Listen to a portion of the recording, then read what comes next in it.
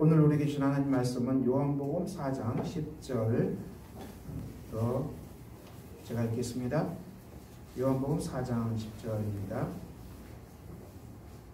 예수께서 대답하여 이르시되 내가 만일 하나님의 선물과 그때 내게 물 좀 달라는 이가 누구인 줄 알았더라면 내가 그에게 구하였을 것이요 그가 생수를 내게 주었습니다.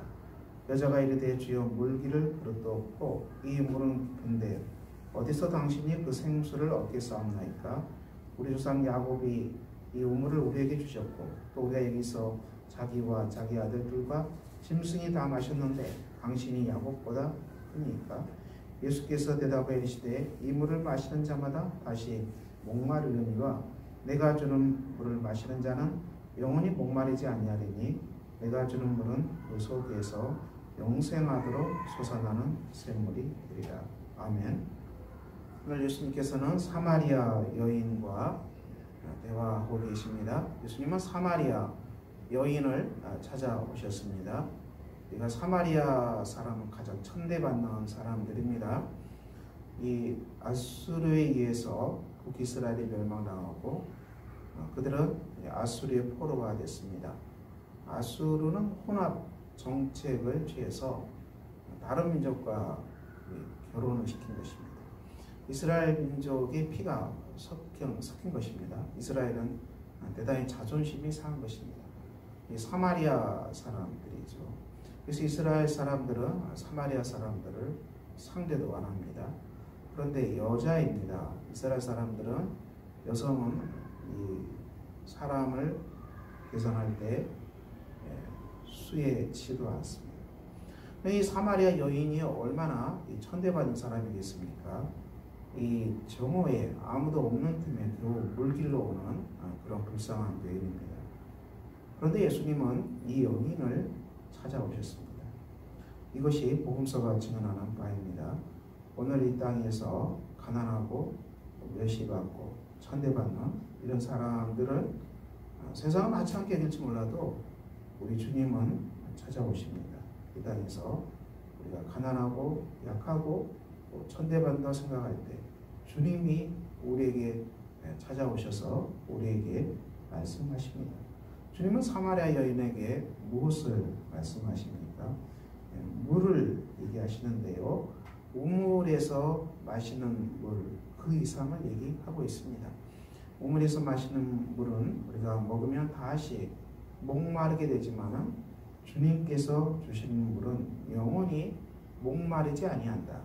내가 주는 물은 그 속에서 영생하도록 솟아나는 샘물이 되리라. 이렇게 말씀하십니다.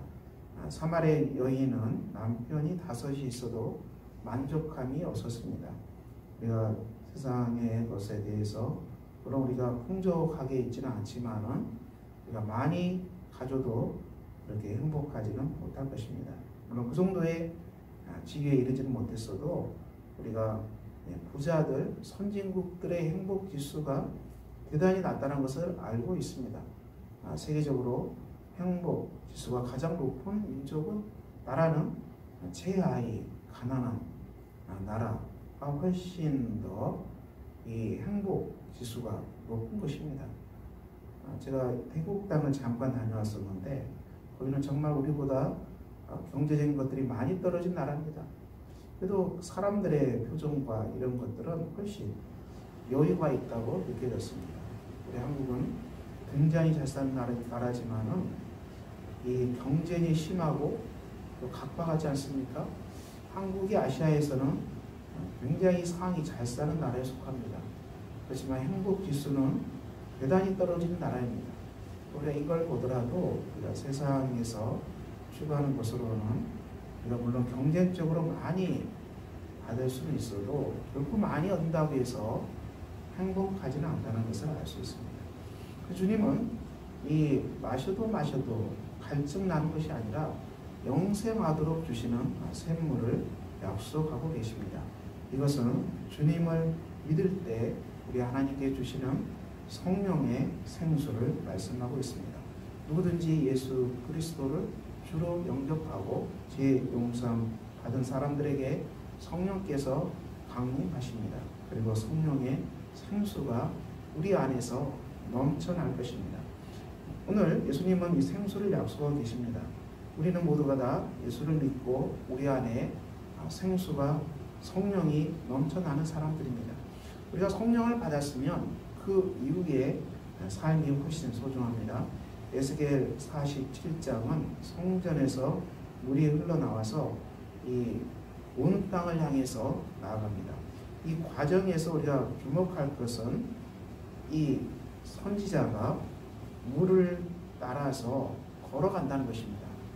물이 흐르면 가만히 있는 것이 아니라 이 물을 따라서 또 걸어가고 또 물을 따라서 또 걸어가죠.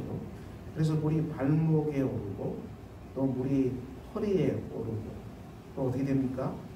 물이 헤엄칠 만한 물, 사람이 능히 건너지 못할 강처럼 넘쳐납니다. 이것은 선지자가 한 걸음 한 걸음 이 물을 따라서 성령을 따라서 순종의 걸음을 걸었다는 것을 말씀하고 있습니다. 우리가 저와 여러분이 예수 믿는 사람들이 우리도 성령을 따라서 걸어가는 것입니다. 성령의 소욕, 성령께서 원하시는 바를 따라서 걸어간다. 대단히 중요하죠. 우리가 성령께서 우리와 친히 동행하시고 성령은 우리에게 소망을 주시고 소원을 주십니다. 성령께서 하고 싶은 소원이 있는데 그 소원을 우리가 잘 알고 성령의 소원을 따라서 걸어가자. 이게 신약 성경의 중요한 메시지입니다. 우리가 성령의 소욕을 따르지 아니하면 반대로 우리가 우리 자신의 부패한 제약성, 육신이라고 그러죠. 이 제약된 부패한 제약성을 따라서 걸어가야 되면 우리 삶이 망가지게 됩니다. 완전히 망가지죠. 하지만 이것을 십자가에서 늘 우리가 제약된 것을 뒤로하고 성령이 주시는 소욕을 따라서 걸어가면 우리 삶에 사랑이 넘쳐나고요. 희락, 기쁨이 넘쳐날 것입니다. 화평, 다른 사람과 평화가 넘쳐나게 될 것입니다. 우리가 삶 속에서 오래 참을 것입니다. 오래 참는 것 대단히 중요하죠. 참아야 될 일이 상당히 많이 있습니다. 자비입니다. 다른 사람을 향해서 자비를 베풀고 자기 자신을 향해서도 자비를 베푸는 사람, 양성, 선을 행하는 것이죠. 타인을 향해서도 선을 행하고 자기를 향해서도 선을 행하는 것입니다. 충성, 우리가 하나님 맡겨주신 일에 충성하는 것이죠. 온유함입니다. 다른 사람을 향해서도 온유함으로 나가고 자신을 향해서도 온유하게 수용할 수 있는 사람. 절제, 우리가 모든 일에는 절제가 따릅니다. 컨트롤하는 것이죠. 자, 이런 삶이 넘쳐나신다면 여러분은 성령의 열매가 넘쳐나는 것입니다. 여러분은 성령을 받으셨습니까? 그리고 여러분 안에 생수가 넘쳐나십니까? 그리고 성령을 따라서 날마다 순종하고 계십니까? 날마다 순종함으로 말미암아 여러분의 삶에 사랑과 희락과 화평과 오래참과 자비와 양성과 충성과 온유와 절제, 이 성령의 열매가 충만한 우리 귀한 성도님 다 되시기를 예수 이름으로 축원합니다. 기도하겠습니다. 아버지 하나님, 우리가 기도합니다. 우리가 날마다 삶을 살아갈 때 예수 믿고 우리 안에 성령이 충만한 사람들 되게 하셔서 날마다 성령의 소욕을 따라서 걸어가서 우리 안에 성령의 열매가 풍성하게 넘치는 복된 사람들로 우리 하나님 축복하여 주시옵소서. 예수 그리스도 이름으로 기도합니다. 아멘.